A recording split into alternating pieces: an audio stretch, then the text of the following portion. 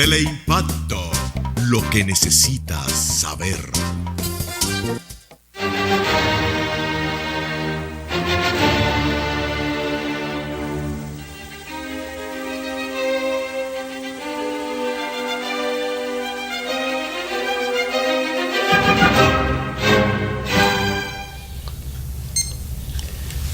Pues bien, saludos dominicanos en todo el territorio de la República. Les habla Leopoldo Payana Anita y hoy la agenda nacional se prestigia con la presencia de nuestro amigo el doctor Ramón Andrés Blanco Fernández para que hablemos de Duarte y de la forma un poco a la ligera en que lo estamos tomando. Sí, ¿Verdad? sí. Yo quisiera oír su opinión sobre qué tanto estamos nosotros compenetrados con Duarte. Y yo creo que decía el filósofo Kant que no hay efecto sin causa. Aquí hace unos años que parece que hay un plan de borrar de la historia dominicana los ciudadanos, especialmente Juan Pablo Duarte, que fue el padre, el arquitecto, usted que sabe de eso, El de la idea. el de la idea de crear un movimiento en donde sirvió de maestro, de estratega, táctico, de todo, y hasta financió para darle una república al pueblo dominicano. Yo creo que ese es sagrado, ese nombre de Juan Pablo Duarte es sagrado y que debe reverenciarse como se reverencian los santos, si se quiere, porque hombres como Duarte no aparecen siempre. Y si Duarte hubiera sido el primer presidente de la República, no hubiera sido traicionado, porque fue traicionado desde esa época, probablemente la nación dominicana estuviera en un sitial diferente, porque le hubiera dado ejemplo de honestidad, de valores a la República Dominicana, al dominicano, que no hubieran podido hacer lo que hicieron a partir de la independencia. Yo creo que está siendo traicionado en los últimos años por una playa de gente que no ha tenido ningún sacrificio, ni le ha costado nada, ningún trabajo ascender al poder del Estado. Y si alguien le pide que tenga poder, que le permitan hacer determinadas cosas, se prestan a todo. Y yo creo que el pueblo dominicano debe en estos momentos, precisamente en que yo repito que la República Dominicana está caminando en el filo de la navaja para desaparecer si el dominicano no se amarra los pantalones. Yo creo que eso que se hizo ahora, de hace un tiempo, una ley modificando la fecha, la celebración que se hace cada año a Juan Pablo Duarte, forma parte de esa traición. Yo creo que esa ley debe ser modificada y se deben anotar los legisladores que estén en contra de la modificación, porque parece ser, según la compañera Cristina Lizardo, que la modificación de esa ley se ha sometido varias veces y parece que no ha sido aprobada. Hay que ver quiénes son los que se oponen a que se vuelva a la celebración, se modifique la ley para que el día de Juan Pablo Duarte sea un día de fiesta, un día de reverencia al padre de la patria. Cualquiera que esté en contra de eso es un traidor a la patria. Bueno, yo creo que estamos llenos de farsantes también. Yo tengo aquí, y yo le adjudico mucha responsabilidad en estas desviaciones en que estamos incurriendo los dominicanos, a los historiadores. Porque bueno, porque nos han falsificado nuestra historia, nos han ocultado, aquí dicen ellos, historiadores afirman, políticos no honran ideales de Duarte. Y yo digo, ni los historiadores primero. Aquí están dos de ellos, por ejemplo, Bernardo Vega y Emilio Cordero Michel, pero lo mismo puedo decir del director del Archivo de la Nación, donde está enchonclado la pastoral del arzobispo Porte contra los trinitarios, y a donde eso no se le ha dado divulgación nunca. Ajá. Pero está, porque ahí la fui a buscar yo cuando me enteré, a través de un intercambio en el internet, que existía esa pastoral y que se había esgrimido contra los trinitarios y a favor de Pedro Santana. Y cuando yo escuché que en la página 45 a 57 del tomo 2 de la colección Centenario de Emilio Rodríguez de Moisés estaba la pastoral, yo fui al Archivo de la Nación y ahí estaba. Y a cada rato hacen un espectáculo de divulgación y eso nunca se divulga, ni se enseña en la escuela. Y lo que quiere decir esa pastoral, que Duarte fue traicionado, el movimiento, la organización secreta de los trinitarios fue traicionada por el Vaticano. Y la razón es este documento que me hicieron llegar, que tiene la respuesta. Dice aquí, Duarte masón. La icónica figura del patricio Juan Pablo Duarte puede ser analizada desde diversas perspectivas. Una de ellas es la masónica. Aunque se sabe a ciencia cierta que Juan Pablo Duarte era masón y que pudo llevar mucho de esta filosofía a su labor independentista, los detalles de esta faceta son desconocidos. Y por ahí sigue, habla de la biografía de Juan Pablo Duarte, de Orlando Hinoa, y entonces ahí explica cómo Duarte regresó de su viaje de estudios siendo masón y con las ideas que traía de la experiencia de haber encontrado que las 13 colonias de Inglaterra, que se ha convertido en los Estados Unidos de América, se independizaron del reino de Inglaterra, encabezado por masones. Uh-huh. Cuando se va a Europa, donde quiera que toca, España, fue a Francia, encuentra que la Revolución Francesa la encabezaron los masones y todos los movimientos libertarios en Europa estaban encabezados por los masones. Entonces él viene ya con los ideales de libertad que había captado en su viaje, que fue un viaje de estudio que le envió su familia. Le permitió traer todas esas ideas, por eso es su obra creadora es tan extraordinaria, porque venía nutrida también de la experiencia de ese viaje, y eso le permitió también organizar la Trinitaria en la forma en que lo organizó, para que pudiera ser secreta y que no pudiera ser descubierta en su totalidad, en la forma trinitaria en que estaba organizada. La razón de que el Vaticano se opusiera a Duarte es porque era masón.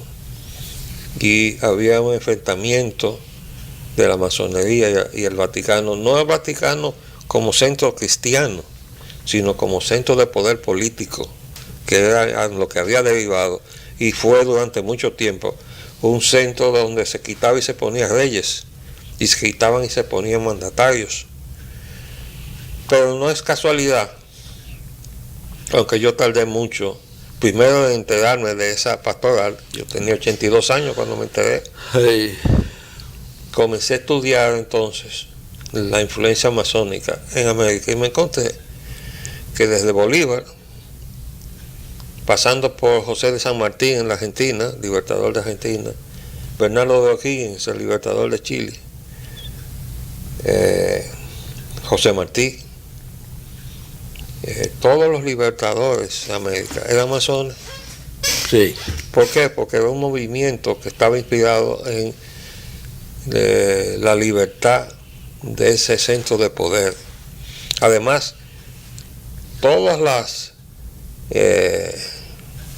iniciativas de independencia estaban encabezadas por hijos de españoles que habían nacido en las colonias, a lo que le llamaban criollos. De manera que el espíritu de libertad les llevó a rebelarse contra su madre patria, o sea, con la madre, de donde provenían sus padres, ¿verdad? Sí, claro. Porque ya tenían una nueva patria en América. Así nacimos nosotros, pero en el caso dominicano tuvimos la desdicha de que tuvo éxito. En primer lugar porque cuando se produce el pronunciamiento del movimiento trinitario del 27 de febrero, Duarte no estaba acá en el suelo nacional, porque ya había sido delatado, denunciado, sí, traicionado por alguien del mismo movimiento, porque si no, no lo pueden localizar. Y bueno, tuvo que irse del país. Según algunos historiadores, Duarte hizo la reunión para proclamar la República y un señor Alfao le dijo que él no garantizaba tener contacto con el Cibao y el Este. Entonces se pospuso para otra fecha. Y al otro día salió en un periodiquito. Sí, todo lo que se había tratado. Todo lo que se había tratado. Vamos a hacer un pequeño paréntesis. Comenzaron los haitianos a ofrecer 200 pesos, 2,000 pesos, 3,000 pesos y el rango de coronel. Por él salvó la vida porque precisamente un masón lo protegió. Así es. El coronel haitiano. Vamos a hacer un pequeño paréntesis y volvemos inmediatamente.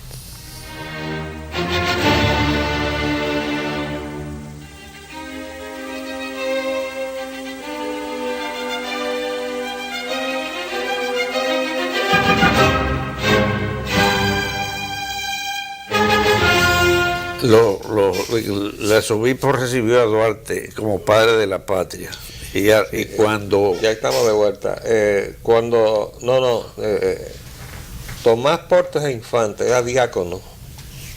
Sí. Cuando Duarte regresa de su exilio en Curazao, una vez que le avisaron que se había hecho el pronunciamiento de la puerta de la misericordia en la noche del 27 de febrero, y él regresa el 15 de marzo. Uh-huh. Eso fue el tiempo que tomó avisarle, y él tomó una goleta de un señor Cohen. Uh-huh. Y en el muelle lo estaba recibiendo Tomás Portes Infante con esa frase: salve padre de la patria. Sin embargo, 2 meses después, ya ascendido a arzobispo con el voto de Duarte, ese mismo Portes e Infante dictaba esa pastoral en contra de los trinitarios, porque era a favor de Pedro Santana. Lo que él hacía era que intimidaba a toda la Grey católica de entonces con la amenaza de excomunión mayor al que no siguiera al general en jefe Pedro Santana. Y un mes menos 2 días después de eso, ya Pedro Santana tenía el control político de la Junta Central Gubernativa al punto que pudo dictar la resolución 17, donde él declaraba a los trinitarios traidores a la patria y los condenaba a destierro perpetuo. Entonces, en realidad, yo diría que Duarte fue el gran traicionado, porque se traicionó también la República y se traicionó el ideal de libertad, porque Pedro Santana lo que era un negociante. Un oportunista. Sí, y un negociante de lo que él consideraba que pudiera sacarle ventaja. Lo demuestra el hecho de que en 1844 él estaba con los afrancesados. Quienes nos designaron jefe fue Bobadilla y Saint-Denis. Y estaban negociando un protectorado con Francia. Pero 2 años después, en 1846, ya estaba negociando con Estados Unidos. Y por eso vino aquí un ingeniero norteamericano que dejó un informe que apareció en los archivos de los Estados Unidos de América, y por eso se sacó y se editó acá en un libro de la Sociedad de Bibliófilos. Dice: Diario de una misión secreta en Santo Domingo, de ese ingeniero naval o de la Marina de los Estados Unidos. ¿Y qué estaban ellos? Evaluando la riqueza del país, a ver si valía la pena las negociaciones que le estaba planteando Santana. Sí, señor. De modo que él no tenía realmente preferencia con quién negociaba. La cuestión es que algo le llegara, porque terminó entregado a España, que lo recompensó con aquello de Marqués de la Carrera y todas las demás prebendas.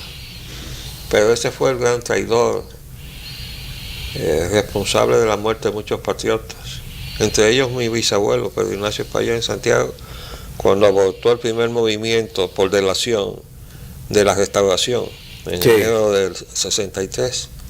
Bueno, Pedro Ignacio Espaillat y 7 de sus compañeros fueron fusilados por Pedro Santana.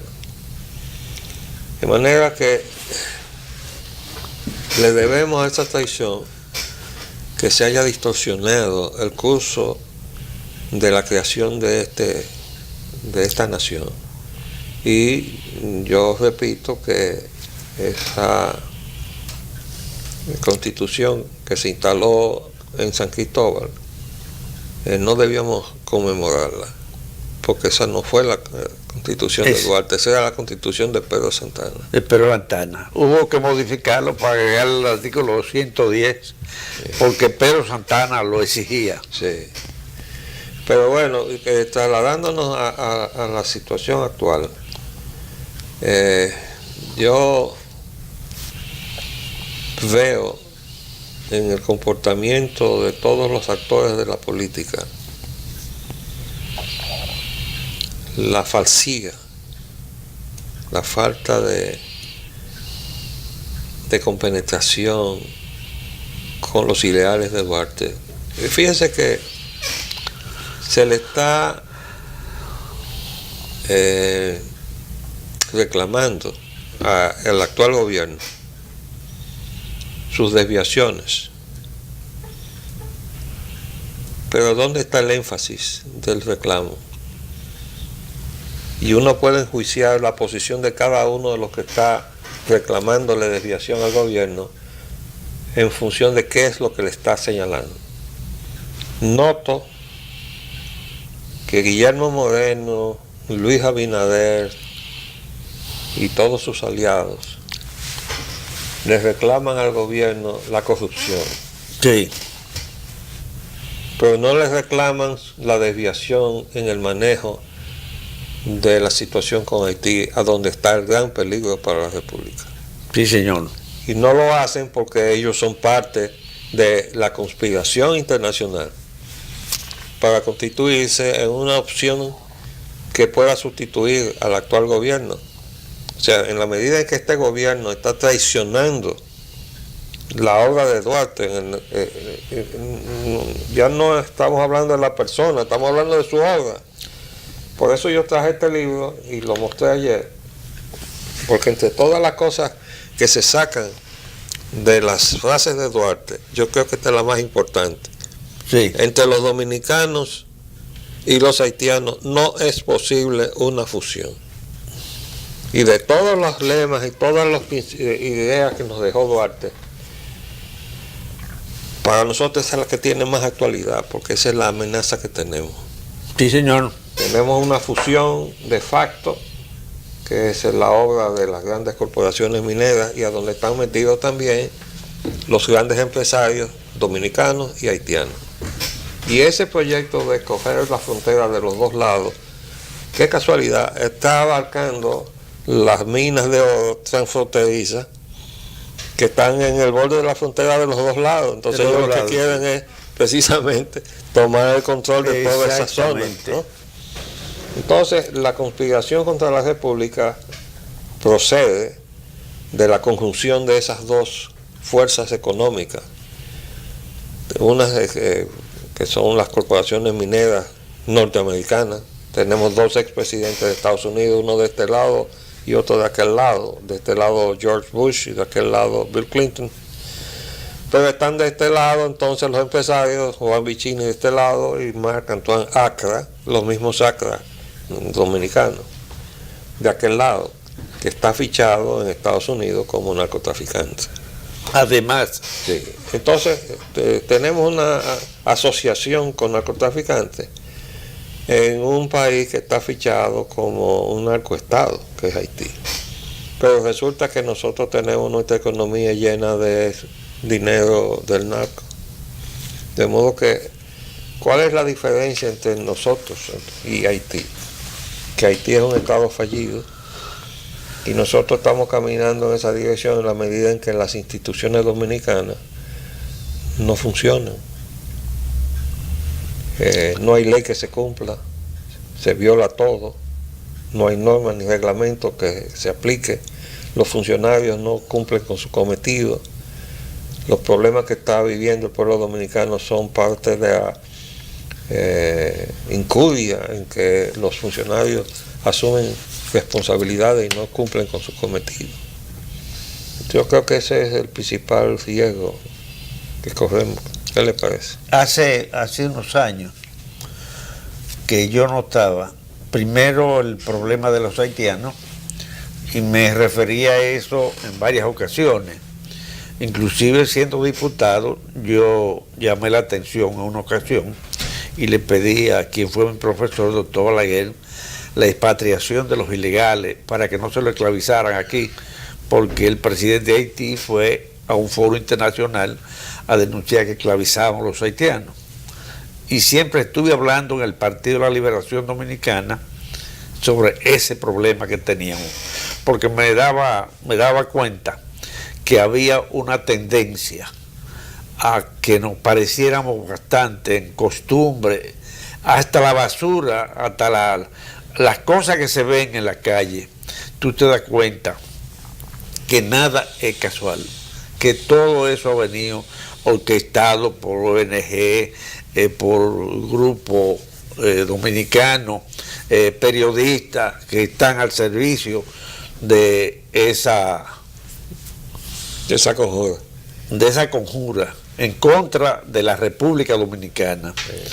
Y creo que el pueblo dominicano debe prestarle atención a eso, porque podría ser muy grave y que nuestro país vuelva de nuevo a derramar sangre por la patria, porque los dominicanos todos no se van a quedar de brazos cruzados. Bueno, como yo evalúo la situación en este momento, amigo mío, es que Haití, ya el pueblo haitiano se despertó al robo que le estaban haciendo de sus riquezas, de sus minas de oro y plata, y eso lo demuestra que en las protestas que han protagonizado en las calles de Puerto Príncipe, las que hicieron frente a la Embajada de Estados Unidos, tenían un gran letrero que decía: saquen sus manos de nuestro oro. Exacto. Entonces eso quiere decir que ya ese pueblo hambriento tiene conciencia de que tienen una riqueza y que de alguna manera ellos tienen que defender esa riqueza para poder... Yo no sé si te dije que en una ocasión cuando apareció el petróleo de Charco Largo, yo estaba en un restaurante por la avenida y vino uno muy contento diciendo que íbamos a tener petróleo. Estaba sentado con un haitiano. El haitiano se quedó mirándolo y le dijo al amigo: ay, pídanle a Dios que se vaya bien profundo para que no tengan el imperio aquí explotándolo. Me llamó mucho la atención que se me grabó eso desde aquella época, que hace muchos años. Dicho por un haitiano. Y dicho por un haitiano. Bueno, tendría él que tener conocimiento de que ya para esa época, hace tiempo, el oro y la plata de Haití estaban en manos de Madame Mitterrand o de François Mitterrand. Exacto. Ahora está en manos de los norteamericanos y el que está protagonizando eso es nada menos que el delegado de la ONU en Haití, que se llama William Jefferson Clinton. Pero bueno, yo creo que por lo menos nosotros tenemos que apegarnos a lo que dice Duarte. Entre dominicanos y haitianos es imposible la fusión, ¿no? Y ahí es que está. Entre los dominicanos y los haitianos no es posible una fusión. Bueno, gracias, como siempre, amigo. No hay que hablar, a tus órdenes. Y a los amigos televidentes, hasta luego.